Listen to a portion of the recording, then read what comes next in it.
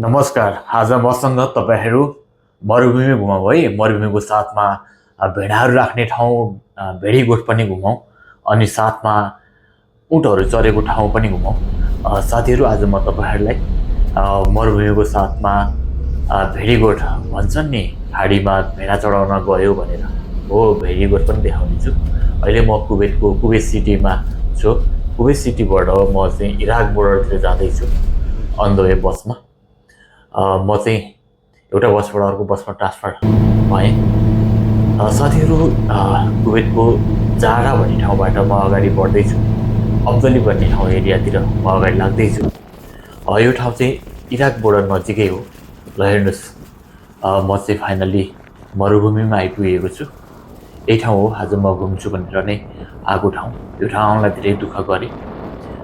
Lift मागेर आउनु पर्यो, गाडीहरू पाउनु पनि गाह्रो थियो।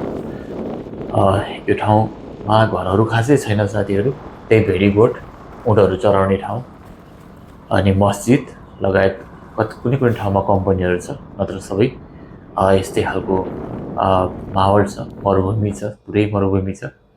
बाटोमा जाँदै गर्दाखेरि भेडीगोठ देखिए। भन्छन् नि, नेपालबाट भेडा चढाउन गए खाडीमा, भन्छन् नि, यस्तै ठाउँ हो। यो ठाउँमा भेडाहरू चराउने, भेडाको फार्म, बाख्राको फार्म, च्याङ्ग्राहरूको फार्म हुन्छ।